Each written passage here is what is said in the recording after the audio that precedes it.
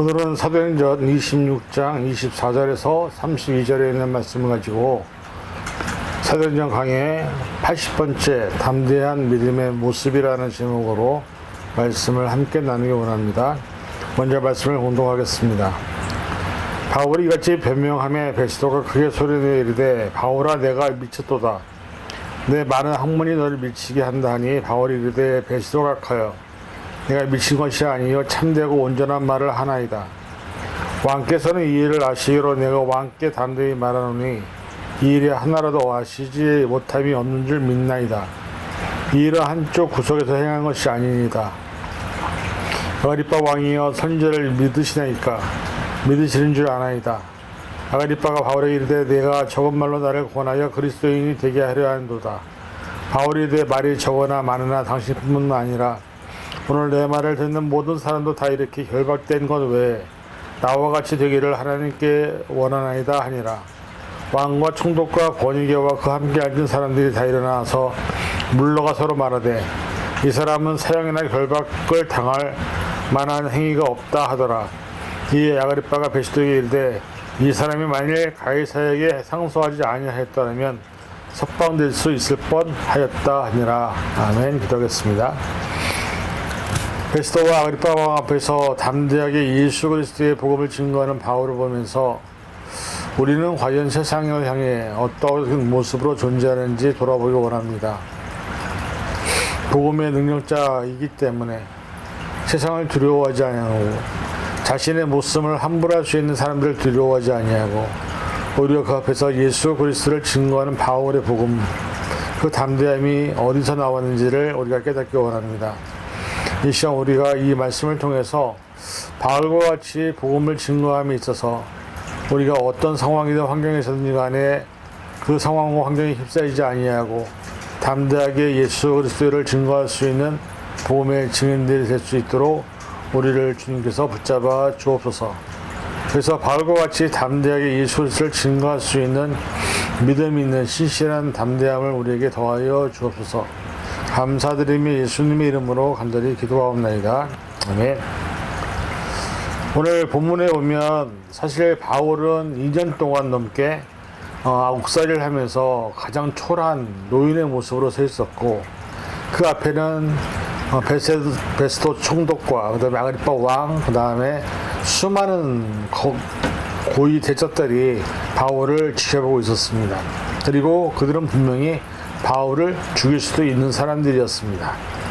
그럼에도 불구하고 사실은 바울은 그 앞에서 당당했고 오히려 바울의 말에 의해서 베스도 총독과 또 아그리빠 왕이 점점 당황하는 모습들을 우리는 본문을 통해 보게 됩니다. 이런 담대함이 어디서 나왔을까? 사람이 물론 어떤 상황 앞에서 무섭고 두렵고 떨리는 마음을 갖는 것은 당연한 일입니다. 그러나 복음의 증거자인 바울은 절대 어떤 상황 앞에서도 흔들리지 않았고 그가 전했던 것은 오로지 예수 그리스도의 죽음과 부활만 전했던 것을 보게 됩니다. 이 모습을 보면서 우리가 정말 이 사람들이 바울을 뭐라고 평가하냐면 네가 미쳤다라고 얘기합니다. 그래서 뭐냐면 학문에 미친 것이 아니라 예수에게 미쳐있기 때문에 그렇게 얘기할 수 있는 것이다라고 얘기하는 것이죠. 우리 자신에게 던질 질문도 마찬가지입니다. 과연 나는 예수께 미쳐 있는가? 예수님이 내 안에 온전히 품고 살고 있는가? 바울처럼 우리가 예수님만 증거하고 있는지를 돌아보아야 합니다. 왜냐하면 우리를 부르신 하나님의 분명한 목적은 복음의 증인으로 불렀기 때문입니다. 그래서 오늘 이 시간 이 말씀을 통해서 우리가 정말로 어디에 미쳐 있는지를 스스로 한번 살펴보며 내가 살아가는 삶의 이유와 목적을 다시 한번 되새기는 시간 갖기를 원합니다. 24절부터 26절에 보면은 당당한 죄수인 바울이 말을 함에 있어서 그 말에 당황하는 베스도 총독을 보게 됩니다. 바울은 앞에 본문에서 십자가에서 죽으셨다가 3일 만에 부활하신 예수님을 선포했습니다. 그리고 그는 예수님을 직접 만났습니다. 살아계실 때는 못 만났지만 그리스도를 박해하려고 가던 다메섹으로 가던 그 도성 중에서 예수를 만났고 대화도 나눴습니다. 그리고 그 메시아가 자기를 어떻게 부르셨고 자기를 택하여 이방인의 그리스도로 삼으신 것을 간증하며 선포했습니다. 근데 이 선포를 하자마자 거기에 놀라운 것은 총독 베스도였습니다. 왜냐하면 자기가 이 모임을 가려는 마련한 목적은 자기보다 유대의 세상을 더 잘 알고 있는 아그리파 왕을 통해서 바울을 죄인으로 황제에게 보낼 제목을 찾기 위함이었던 것입니다. 그런데 오히려 이 재판의 자리가 바울에게 죄를 씌울 만한 이 자리가 오히려 예수 그리스도와 그분의 부활을 전하는 설교의 기회가 되었고 또 전도의 기회가 되었기 때문입니다. 그래서 바울의 말을 막으면서 뭐라고 말하냐면 24절에 네가 미쳤다. 네 학문이 너를 미치게 한다라고 이야기를 합니다. 이 미쳤다라는 말에는 바울이 네가 지금 말도 안 되는 얘기를 하고 있다. 죽었던 예수가 살아나는 것도 말이 안 되지만은 네가 만났다는 것도 말이 안 되는 것이고 그 다음에 너를 통해서 그 이방인들의 그릇을 사람들을 구원하기 위한 그릇으로 사용했다는 것도 말이 안 된다. 그러니까 너가 미쳤기 때문에 이렇게 말할 수 있는 것이다라고 얘기하는 것이죠. 사실 베스도 총독은 부임하면서부터 이미 감옥에 있던 바울의 신앙에 대해서 파악을 했었습니다. 그리고 유대 최고의 바리새파 율법 학자인 가말리엘 밑에서 배운 바울이 구약 성경에 능통한 학자였고 높은 학문의 소유자라는 사실을 이미 알고 있었던 것이죠. 근데 바울이 증언한 것은 자기만이 아니라 다 이미 구약 성경에 예언한 내용이라고 밝힌 바 있습니다. 그래서 바울이 미쳤다고 얘기합니다. 그리고 네가 배웠던 그 학문에 너무 빠져버려서 이런 말을 하는 것이 아니냐고 얘기합니다. 그때 바울이 25절 이렇게 말하죠. 바울이 이르되 베스도 각하여 내가 미친 것이 아니요 참되고 온전한 말을 하나이다. 지금 내가 정신 나간 소리를 하는 것이 아니라 참되고 온전한 말을 하는 것인데 이 일은 뭐냐면 왕도 이미 이 사실을 알고 있지 않느냐 하면서 26절에 왕에게 되묻습니다. 왕께 담대히 말하니 이 일의 하나라도 아시지 못함이 엄줄 믿나이다. 그러니까 왕의 그 배경도 이미 바울은 간파했다는 것이죠. 사실 이 아그리파 왕에 대해서 알고 있다는 것은 뭐냐면 이 아그리파는 구약의 성경에 능통한 사람이었습니다. 그래서 사실은 바울은 구약에 대한 얘기를 할 때 아그리파 왕도 이미 알고 있는 얘기를 하고 있는 것입니다. 거기에 대해서 바울은 자신에게 이 구약의 예언이 신약에 와서 예수 그리스도를 통해서 완성되었다는 것을 얘기하고 있는 것이죠. 대제사장의 임명권자인 동시에 예루살렘의 성전의 공식적인 보호자였던 이 아그리파 왕이 예수님에 대한 이야기를 보고받지 못할 리가 없었습니다. 그래서 사실 어떻게 보면 예수에 대한 얘기를 아그리파 왕도 알고 있었고 베스도도 알고 있었던 상황이었습니다. 그 상황에 대해서 바울은 다시 한번 확인을 시켜주는 것입니다. 그런데 중요한 건 뭐냐면 이 바울이 얘기하는 것에 대해서 유대인들의 입장에서는 미쳤다고 얘기할 수 있지만 사실 아그리파 왕이나 베스도 총독은 바울의 말이 틀리지 않았다는 것을 알고 있었다는 것이죠. 근데 그들을 향해서 미쳤다고 얘기하는 것은 무엇을 말할까? 여러분, 사람들이 나와 다른 생각을 하고 있거나 내가 생각하고 있는 부분에 대해서 다른 말을 하게 되면 인정을 안 합니다. 그리고 끝에 나오는 말이 뭔지 아십니까? 미쳤다고 얘기합니다. 사실 사람들은 자기가 보는 것, 자기가 경험한 것, 자기가 이해한 것만 받아들입니다. 그리고 그 외의 것들은 절대 받아들이지 않습니다. 그 예능 프로그램을 보면 세상에 놀라운 일이라는 그 프로가 있습니다. 거기 보면 우리의 말로, 우리 머리로 이해할 수 없는 수많은 일들이 일어나는 것을 보게 되죠. 근데 그 일을 겪을 사람도 분명히 있습니다. 근데 그런 사람들 향해서 우리는 이해되지 않지만 실제로 존재하는 그들의 모습을 보면서 놀라움을 금하지 않을 수 없다는 것이죠. 바울이 갖고 있었던 미쳤다로 얘기하는 것은 바울이 갖고 있었던 예수님에 대한 그 사랑, 복음에 대한 열정, 성경적 가치관에 대한 그런 모든 것들이 베스도가 생각했던 것 이상으로 나왔기 때문에 미쳤다고 얘기하는 것입니다. 즉 내가 이해가 안 되니까, 내가 받아들일 수 없으니까 네가 미쳤다고 얘기하는 것이죠. 사실 그 사람들이 구약의 율법들을 몰랐다고 한다면 바울이 하는 말을 그들이 이해하지 못했을 텐데, 문제는 그들도 이미 구약의 율법들을 다 내용을 알고 있었던 사람들입니다. 바울이 무언가에 푹 빠져서 몰두했다는 것을 미쳤다는 말로 이야기를 한 것입니다. 근데 우리가 알다시피 바울은 정말로 예수님께 미친 사람이었습니다. 자신의 죄값을 치르기 위해서 십자가의 제물로 죽으시고 3일 만에 부활하심으로 영원한 생명을 주신 예수님, 그분을 통해서 바울이 깨달은 것은 뭐냐면 내가 살아갈 이유는 예수 그리스도의 십자가 외에는 다른 것이 없다라고 고백하게 되는 것입니다. 빌립보서 1장 20절 이런 말씀이 있죠. 내가 간절히 기대하는 바라는 것은 내가 어떠한 일이나 부끄러워하지 않고 전과 같이 지금도 온전히 담대하여 살든지 죽든지 나의 몸으로 말미암아 그리스도께서 존귀하게 되시는 것이라고 바울은 고백하고 있습니다. 그리고 로마서 14장 8절에 뭐라고 하니까 우리는 살아도 주를 위하여 살고 죽어도 주를 위하여 죽나니 그러므로 사나 죽으나 우리는 주의 것이로다. 바울이 예수 그리스도에 미쳤다는 증거를 보여주는 말씀드리는 것이죠. 여러분, 저와 여러분들은 어떻습니까? 우리는 지금 현재 세상에서 되게 열심히 살아가고 있습니다. 최선을 다해서 살고 있습니다. 그런데 정말로 우리가 예수에게 미쳐 있는지, 바울의 고백처럼 살아도 주를 위하여 죽어도 주를 위하여 살고 있는지를 우리 스스로가 돌아보아야 한다는 것입니다. 하나님이 우리를 부르셔서 너는 내 것이라 얘기하셨고, 내가 너와 함께이라 하셨고, 내가 너를 붙들리라 말씀하셨고, 내가 너와 영원히 함께할 것이라 말씀하셨음에도 불구하고 우리가 예수로 미친 것이 아니라 어떻게 보면 너무나 다른 것에 미쳐서 살고 있는 것은 아닌지 우리 스스로가 돌아보아야 한다는 것입니다. 많은 사람들이 나를 통해 바라보면서 너는 예수에게 미쳤어라고 얘기를 들을 수 있다고 한다면 그것은 아마 하나님께는 큰 인정을 받는 것이 아닐까요? 예전에 많은 순교자들이 예수님께 미쳤기 때문에 예수 그리스도의 이름을 부르면서 불에 타 죽고 목에 잘려 죽고 돌에 맞아 죽었습니다. 그리고 지금도 예수에게 미친 수많은 사람들이 순교의 현장에서 죽어가고 있습니다. 그들을 보면서 우리는 좀 내 자신의 모습을 좀 부끄러워하지 않을까. 물론 그렇게 사는 것만이 정답은 아니지만 그래도 우리가 예수 그리스도를 인정하고 예수 그리스도가 나의 주인이라고 고백을 하고 예수 그리스도가 나의 죄를 사해 주신 것을 믿는다고 한다면 우리도 예수 그리스도를 나타내는 예수 그리스도의 편지로 예수 그리스도를 대신해서 영적으로 싸우는 예수 그리스도의 군사로 사는 것이 우리가 살아가는 삶의 모습이 아닐까라는 생각이 듭니다. 그래서 바울과 같이 우리가 예수에게 미칠 수 있는 믿음의 모습들이 되시기를 간절히 부탁드립니다. 두 번째는 이 죄수 바울 앞에서 아그리빠 왕이 당황을 하게 되죠.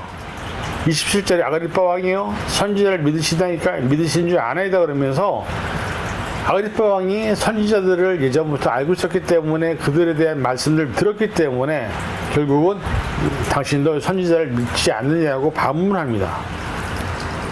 이것은 아주 담대하고 당돌한 질문이었습니다. 아그리빠 왕은 지체상 성전의 보호자이고 대제사장도 임명하는 사람이니까 선지자를 믿는다고 대답을 해야 했습니다. 하지만 그렇게 대답하지 못한 것은 그렇게 잘못 대답하게 되면 내가 갖고 있는 신앙의 정통성을 잃어버리게 되고 또 그걸 통해서 이 유대인들에게 신망을 잃어버리게 될까봐 믿는다 믿지 못한다를 얘기하지 못하는 상황이었다는 것이죠. 하지만 아그리빠 왕을 공주에 물어하는 것은 바울의 목적이 아니었습니다. 믿으시는 줄 아나이다 하면서 선지자를 믿느냐고 한 자신의 질문에 대해서 아그리빠 왕은 믿는 것으로 내가 알고 있습니다 라고 얘기하면서 그 상황에서 좀 억울하게 좀 누명을 쓸 수 있는 기회를 열어주게 되고 결국 아그리빠 왕이 이제 화가 나서 그럼 네가 나를 말로 권해서 그리스도에 되게 하려느냐고 오히려 반문을 하게 되죠. 근데 이것도 사실 어떻게 보면은 바울의 놀라운 설득력이었습니다. 바울은 스스로가 인정을 하지 않았지만은 자기 스스로가 믿음이 있다라는 것을 고백하게끔 했던 것이죠. 아그리빠 왕에게.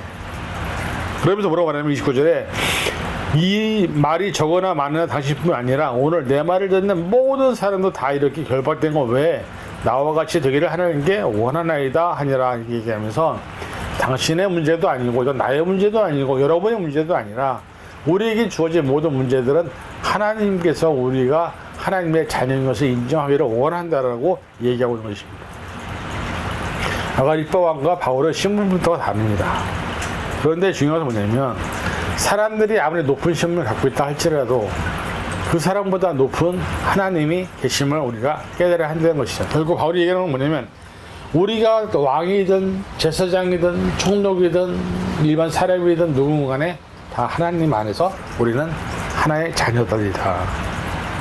그리고 정말로 우리의 겉모습이 서로 다르다 할지라도 우리는 모두와 하나님께 택함을 입은 하나님의 보배로운 자녀들이라는 것을 바울은 얘기하고 있는 것입니다. 그것이 얼마나 큰 위대한 믿음입니까? 사실 그 안에서도 바울은 금도 없었고 은도 없었고 아무것도 없었지만 우주의 주인이신 이 세상을 만드신 하나님이 우리의 주인이심을 고백하고 있는 것입니다. 그리고 자기를 부르신 그 사도로서의 부름에 대해서 자신은 증인으로서 삶을 살고 있다고 얘기하고 있습니다. 우리가 이 세상에 아무리 많은 것들을 가지고 있다 한들, 아무리 무한한 것들을 갖고 있다 한들, 그것이 정말로 하나님이 원하지 않는 것이라면 우리는 다시 한번 깊이 묵상해 보아야 합니다. 이번 주에 차를 타고 가면서 뉴스를 하나 들었는데, 어떤 사람이 1년에 30억씩 돈을 써가면서 자신의 생명을 연장하고 있다고 합니다. 근데 그 사람이 원하는 게 163세인가 그 정도 살기를 원한다고 얘기합니다. 그러면서 계속 자기의 몸에다가 같은 혈액형의 젊은이들의 피를 수혈 갖고 있고 그걸 공급하고 있다고 얘기를 합니다. 근데 그 사람이 불치병에 걸렸다고 얘기를 들었습니다. 여러분, 사람의 생명은 하나님의 손에 있습니다. 아무리 많은 것을 갖고 있고 돈이 많아도 하나님 오늘 밤에 데려가시면 그건 아무것도 아닙니다.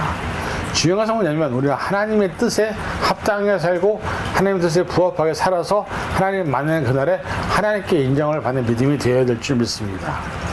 우리의 삶이 언제 어떻게 될지 알지 못하지만 한 가지 잊지 말 것은 우리의 삶의 주인은 하나님이라는 사실, 그리고 우리가 하나님 앞에 서 있을 때 우리 앞에 어떤 인간적인 모습으로 있는 아무리 높은 사람들이라 할지라도, 아무리 힘 있는 사람들이라 할지라도 하나님이 나와 함께 계시면 바울과 같이 우리가 담대할 수 있다는 사실 앞에서 저와 여러분들이 하나님과 함께하는 임마누엘의 삶을 사는 우리의 모습이 있기를 바랍니다. 그래서 어떤 상황이나 어떤 환경 앞에서도 담대하게 복음을 증거하고 그 안에서도 하나님의 자녀로서의 삶의 모습을 드러낼 수 있는 그런 모습이 되셔서 우리의 삶을 통해 하나님의 영광을, 능력을 나타내는 그런 모습이 될 수 있기를.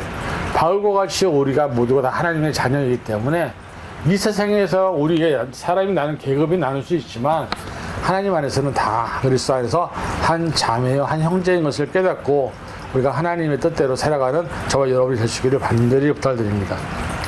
세 번째는 30절 32절에 결국 바울과 그 자리에 있는 수많은 사람들이 왕과 총독이 다 뭘 얘기하냐면 무죄다라고 얘기합니다. 무죄를 선언받았습니다. 사실 바울이 얘기하는 그 모든 것들에 대해서 이들은 어떤 정치적인 이슈도 죄의 제목도 찾지 못했습니다. 그리고 바울이 그렇게 결박당할 이유도 없었다는 것이죠. 그래서 사실 이제 32절 물어보면 어그리빠가 베스도에게 이르되 이 사람이 만약 가이사에게 상소하지 않았냐 했다면 석방할 수 있을 뻔하니라는 얘기였습니다. 가이사에게 상소했기 때문에 가이사에게까지 가야 되는데, 그렇지만 이 사람이 그렇지만 안 왔다면 석방될 수도 있을 것이다. 사실 이 모든 과정을 돌아보면요, 바울이 자기의 죄를 변명하는 게 아닙니다. 변호하는 게 아닙니다. 모든 상황 속에서 모든 사람들 앞에서 바울은 예수 그리스도 복음을 증거하고 있습니다. 총독 앞에서, 왕 앞에서, 많은 유대인들의 제사장들 앞에서, 많은 사람들 앞에서 예수를 증거하고 있습니다. 이 얼마나 놀라운 일입니까? 사실 역사적으로 보면, 아니면 또 이 과정을 보면 사람이 살다 보면 안 될 때도 있고 안 풀릴 때도 있습니다. 나라로 떠날 때도 있습니다. 그런데 중요한 것은 뭐냐면 그 속에서 그것이 인생의 전부가 아니라는 것입니다. 지난번에 제가 아는 청년들이랑 같이 수련 캠프를 갔다 왔는데 거기서 제가 말씀을 전하면서 얘기했습니다.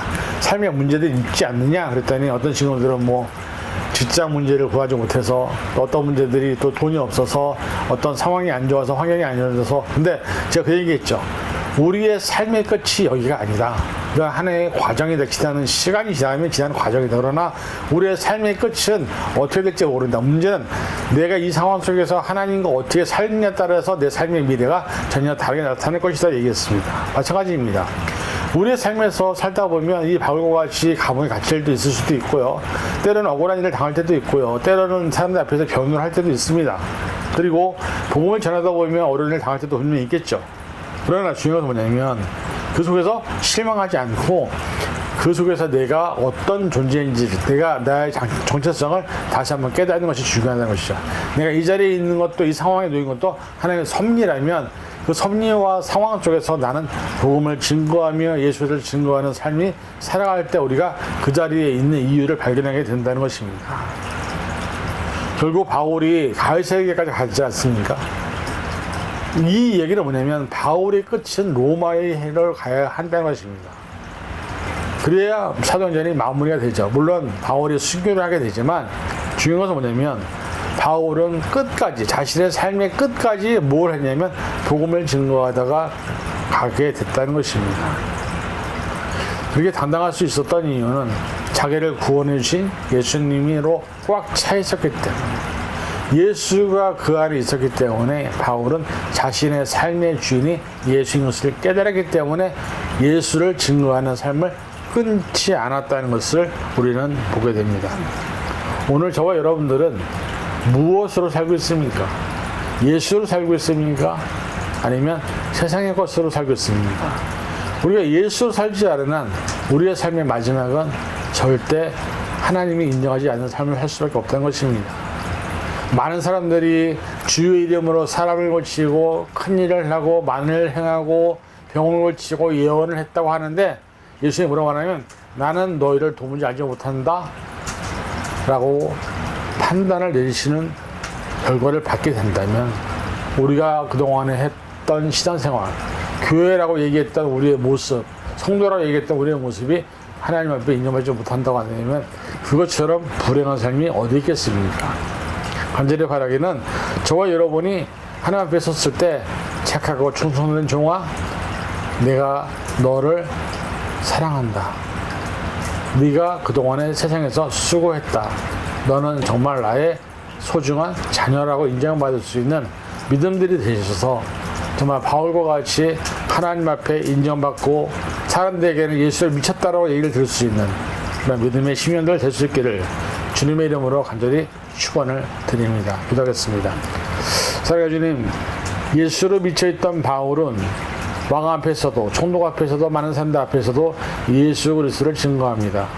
그리고 그로 말미암아 담대하게 예수님을 증언하는 모습을 보게 됩니다. 우리의 삶은 무엇입니까? 어떻습니까? 우리의 삶도 예수로 채워져 있는지를 돌아보기 원합니다. 예수님이 나를 위해 죽으셨고 예수님이 나를 때문에 부활하셨고 우리에게 부활의 소망을 주셨음에도 불구하고 아직까지 내 안에 예수가 없다고 한다면 우리는 구원받지 못한 존재임을 고백할 수밖에 없습니다.